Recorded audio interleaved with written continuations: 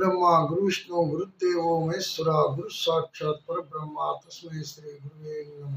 ఓం హ్రీం క్లీం శ్రీం శివాయ బ్రహ్మణే నమః. శ్రీ వీరబ్రహ్మేంద్ర స్వామినే నమః. శ్రీమాత్రే నమః. శ్రీ పరాభవ నామ సంవత్సరం. ఈ పరాభవ నామ సంవత్సరంలో కర్కాటక రాశి వారికి ఏ విధంగా ఉంటుంది?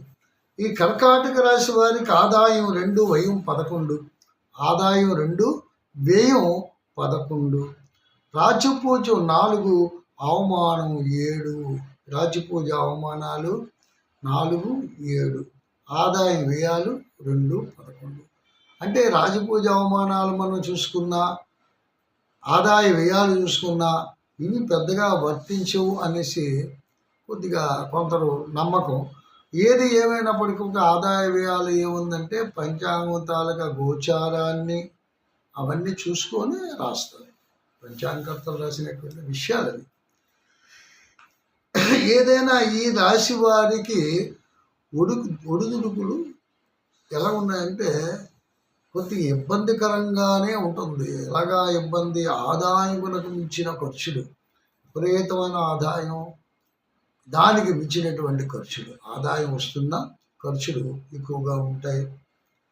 చేయు పనులను ఆటంకములు, పనులన్నీ కూడా ఆటంకంగానే జరుగుతుంది. ఆలస్యం, ఏ పని తలపెట్టినా ఆలస్యంగా మందంగా అవ్వడము ఇవన్నీ జరుగుతున్నాయి.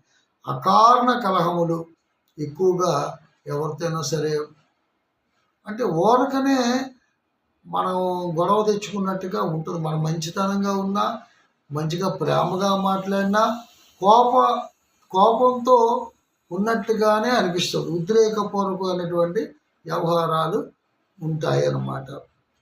వృత్తి వ్యాపారాలు కలిసి రాకపోవట, వ్యాపారం కూడా కలిసి రాకపోవట, రాబడి మించిన ఖర్చులు, రాబడికి ఇందాక చెప్పిన రాబడి మించిన ఖర్చులు ఉంటాయి.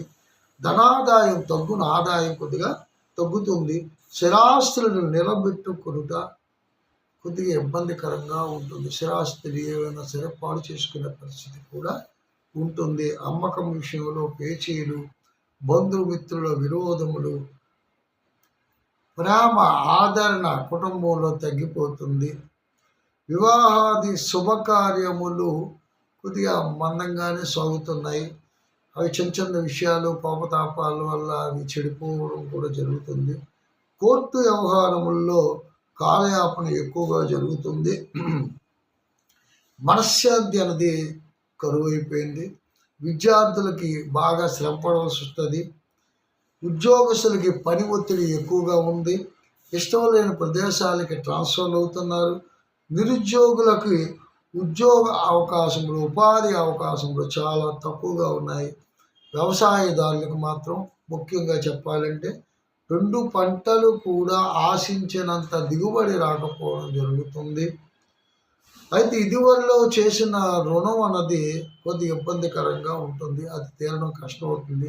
కొత్త రుణం చేయవలసిన పరిస్థితి ఏర్పడుతుంది. వ్యాపారస్తులకు సరుకులు నిల్వ చేయుట వలన ఆ నిల్వల వలన ఆకస్మిక దాడులు జరుగును. జాయింట్ వ్యాపారములు అంతగా అనుకూలించవు. జాయింట్ వ్యాపారాలు ఇప్పుడు కూడా పెద్దగా ఇబ్బందికరంగా ఉంటుంది. క్రీడాకారులు, కళాకారులు, టీవీ, సినీ, నటీనట వర్గం వారికి ప్రోత్సాహము ఉండదు. వాళ్ళు అనుకున్నంత ప్రోత్సాహము ఉండకపోవచ్చు. సినీ నిర్మాతలు పెద్ద బడ్జెట్ సినిమాల వలన నష్టపోవుట జరుగును. కాంట్రాక్టుదారులు చేయు పనులలో ఇబ్బందులు ఎదురవును. కాలయాపన జరుగును. సకాలంలో బిల్లులు వసూలు కావు, ఆలస్యమగుచుండును. రాజకీయ నాయకులకు ప్రజలలో గుర్తింపు తక్కువను. ఎప్పటికప్పుడు కొత్త సమస్యలు ఏర్పడుచుండును. పదవులలో మార్పులు కూడా సంభవించును. ఈ రాశి స్త్రీలకు కుటుంబ వ్యవహారముల యందు అకారణ కలహములు వచ్చుచుండును. భర్త యొక్క ఆదరణ పూర్తిగా తగ్గిపోవును. అనుకున్న పనులు నెరవేరుట, వివాహాది శుభకార్యముల ఆటంకములు ఏర్పడుట, ప్రేమ వ్యవహారములు వాయిదా పడుట, ఉద్యోగులకు ఇష్టము లేని ప్రదేశములకు ట్రాన్స్ఫర్లు ఉంట, పని అధికారుల వలన చికాకు, పని ఒత్తిడి ఎక్కువను. చూసారా? కాబట్టి వీళ్ళు ఏ విధంగా ఉంటే బాగుంటుంది అనుకుంటే ఈ రాశి వారికి గురుడు, రాహు, కేతులకు జపదానములు చేస్తే ఈ సంవత్సరం యోగదాయకంగా ఉంటుంది. అలాగే శివుని ఈశ్వరాభిషేకం చేసుకోండి. మంచి సుఫలితాలు ఆశిద్దాం. మళ్ళీ మాసవారి ఫలితాలతో మీ ముందుకు వస్తాను. అంతవరకు సెలవు. ఓం శాంతి.